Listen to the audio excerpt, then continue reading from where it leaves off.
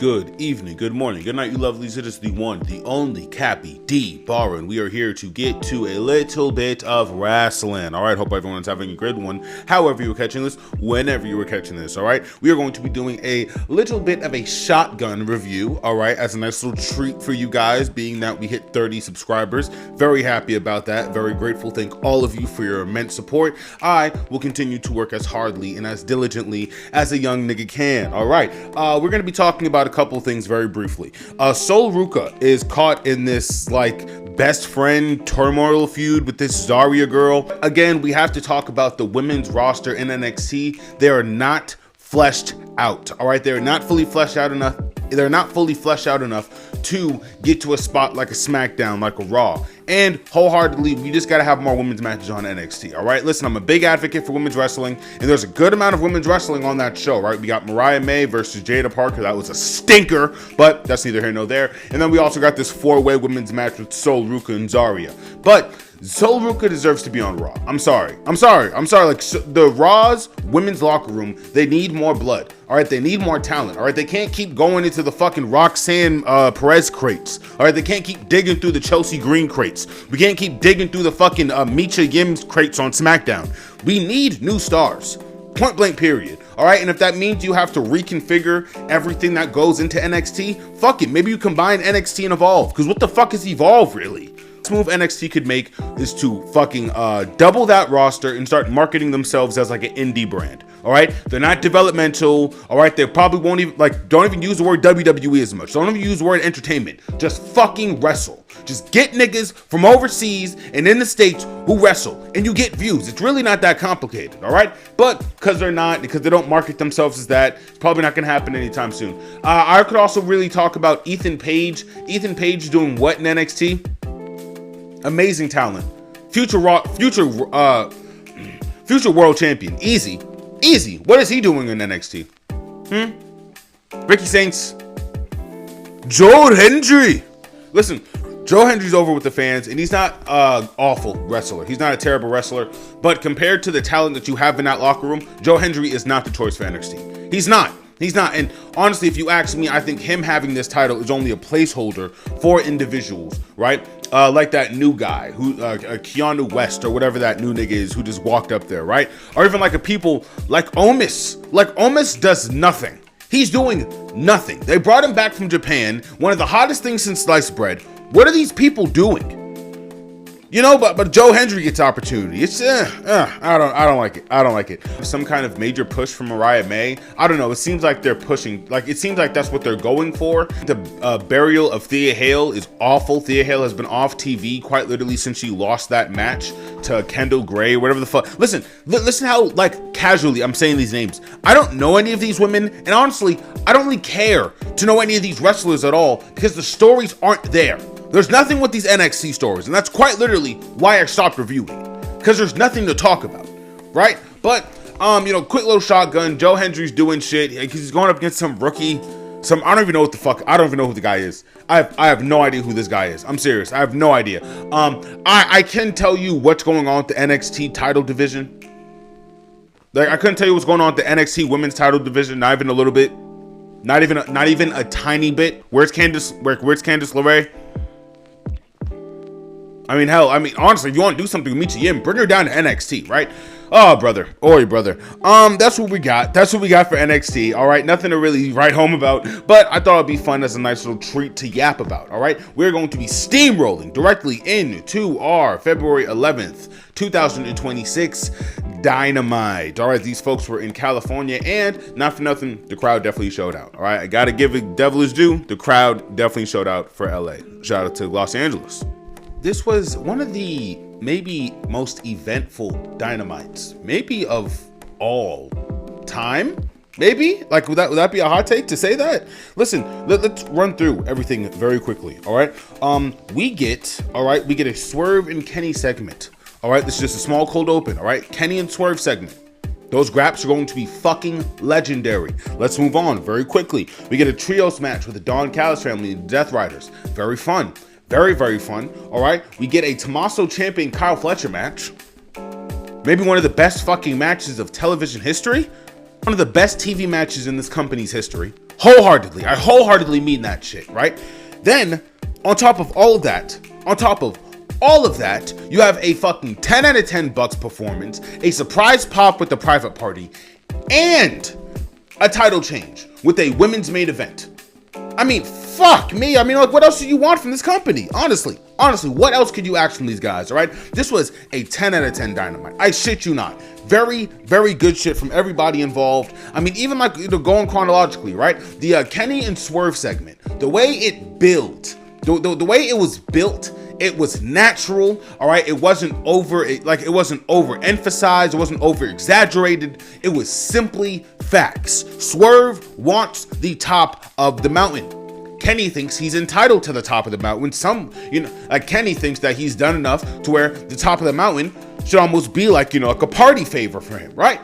This leads to conflict. It leads to a pretty competent brawl section. It leads to a pretty decent brawl segment. I think the only one of the night, thank God, that led to both of these men crashing through the table right there on an even playing field. I cannot wait for this match next week on Dynamite. Swerve, Kenny should be phenomenal, all right? And I don't mean that word lightly, all right? It should be maybe...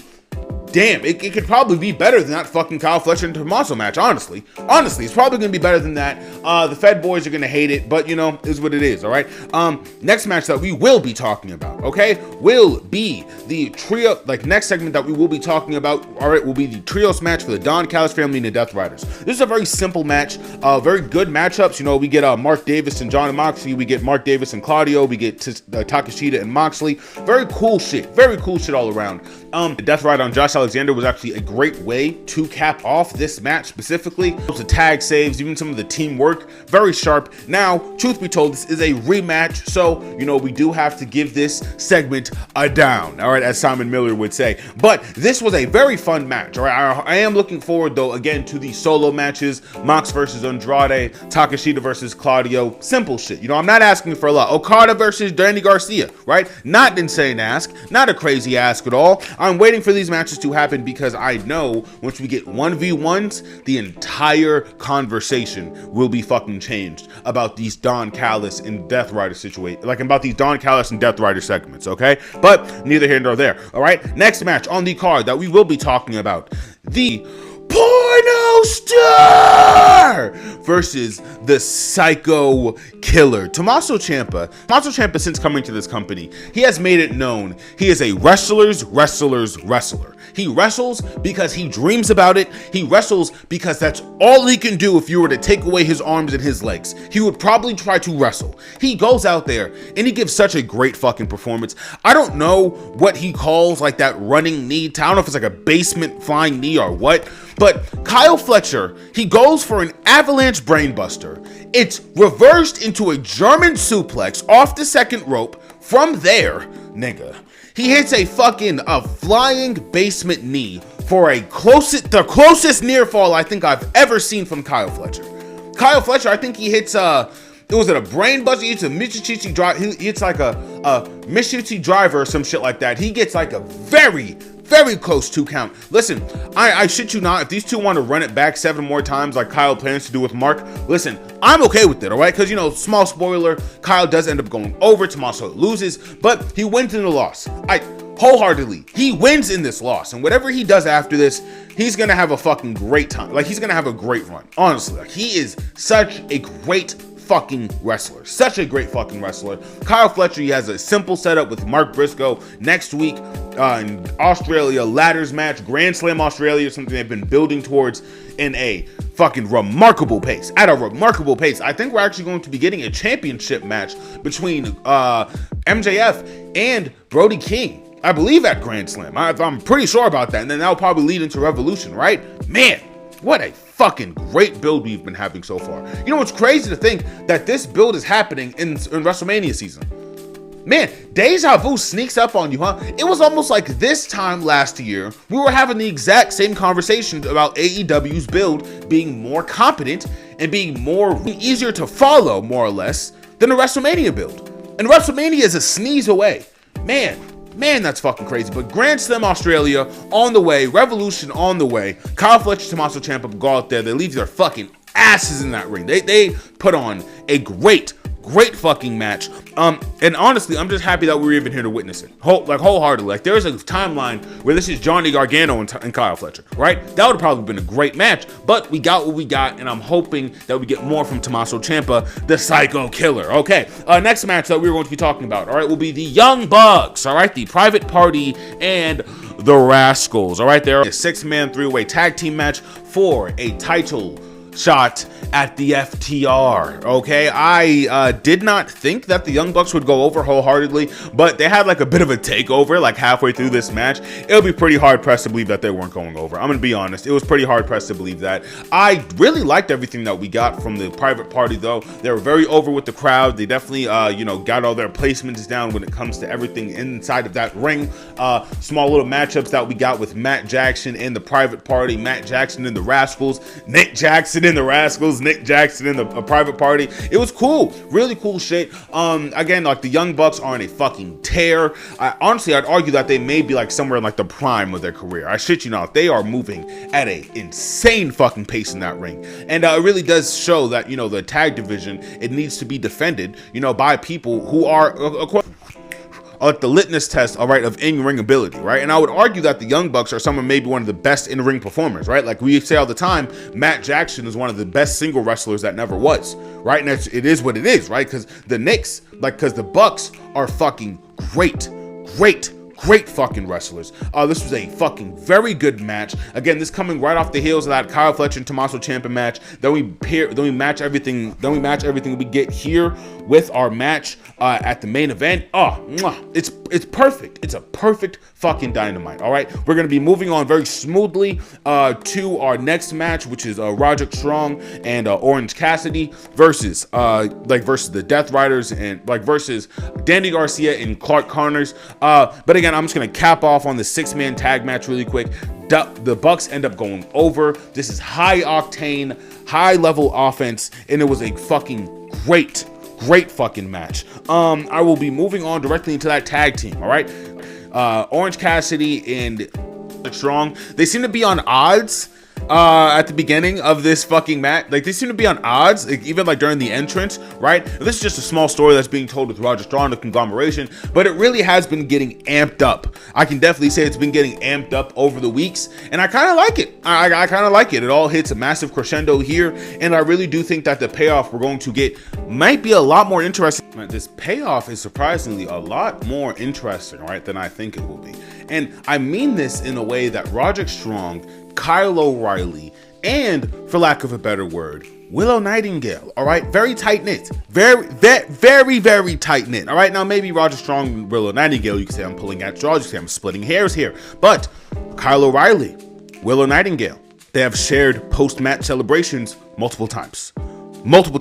Kyle O'Reilly, Roderick Strong, practically brothers, right? And we could say, in the terms of kayfabe, that maybe since Adam Cole left, right, and he was the canary of the group, Roderick Strong has just been kind of crashing out. He's just doing his own thing, right? The family that the conglomeration is trying to give him isn't the family, right, that he formed with Adam Cole and Kyle O'Reilly, right? Maybe with Kyle O'Reilly on the shelf, maybe this is just further emphasized, right? I think that there's a really cool direction we can get with Roderick Strong versus the conglomeration, right? Now, maybe in a really weird, wacky way, the Roderick Strong faction, right? Maybe Roderick Strong teams up with fucking, I don't know, Sammy Guevara and Roosh down in the ROH. I don't know what the fuck's gonna happen. What I do know is that Roderick Strong is at odds somewhat with Orange Cassidy. Now, does that mean that Orange Cassidy loses this match? No, it doesn't, because Clark Connors gets taken out by the Emo Gumby, Darby Allin. And I did not hate this, only because we've seen Roderick Strong take a walk. Now Clark Connors, yo white ass gonna take a walk, and now we just get a 1v1 versus Garcia and Orange Cassidy,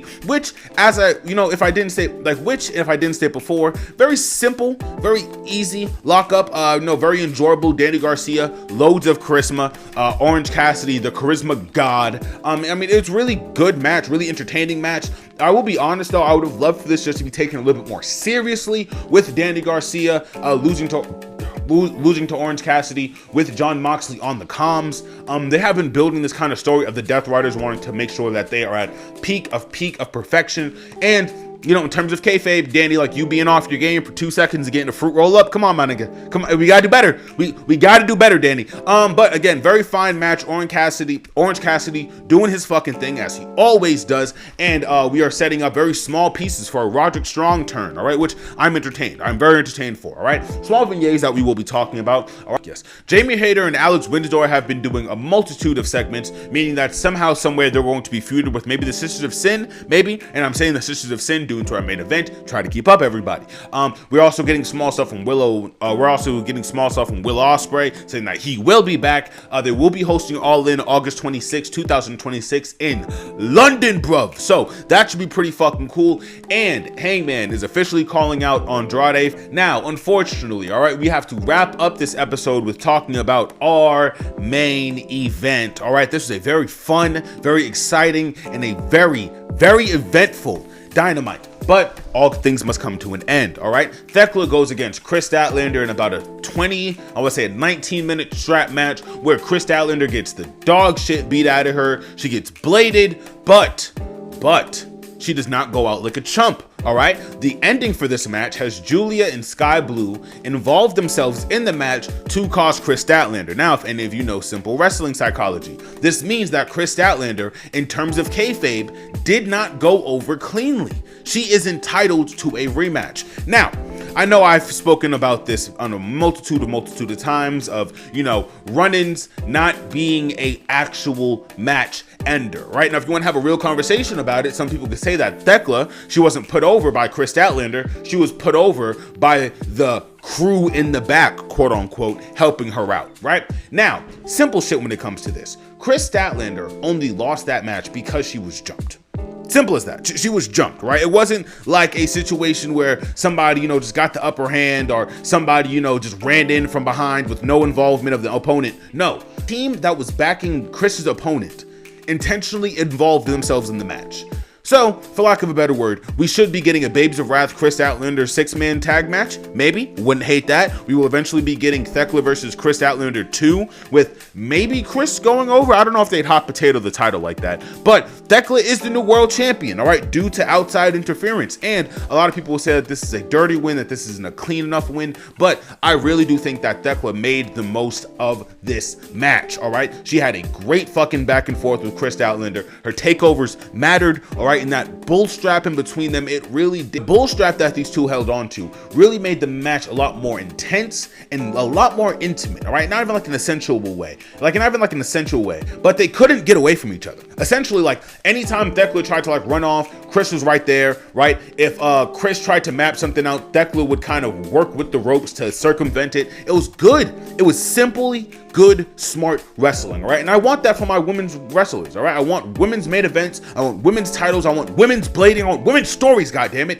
This is the shit that matters in this fucking industry. People being able to go all out, day in, day out, whenever they can, whoever the fuck they are. Anyone can wear the mask. And that's the fucking point of this business, right? Kris Statlander, great fucking world champion. Great world champion. She had about like 4 to 3 defenses, more than Dominic Mysterio, okay? And this Thekla feud, again, she is entitled to a rematch. Just in terms of kayfabe, she's entitled to a rematch. So we're going to be getting a rematch very soon. This is a great Dynamite. Great. 11 out of 10, 10 out of 10, 16 fucking stars. I loved everything about this Dynamite. Only small gripes. Again, 1v1s for some of these stores would just make things simpler, like I said, with the NXT roster, and just a really simple understanding, right, of women's wrestling just being more prominent on this show. I think we got a banger, all right? I think we got something for the fucking cows to run home about. But, all right, this is everything I had, all right, for February 11th, 2026, Dynamite. It's being a boy Cappy, all right? I have a lot of other things going up. I want to say another thank you to everyone out there who has been supporting, and I'm grateful for everyone who has been supportive and just leaving just good energy down in the comments. Thank you very, very much. All right, I have a lot of other things in store. So as I always say, all right, you all stay tuned, stay safe, and stay beautiful. All right, peace.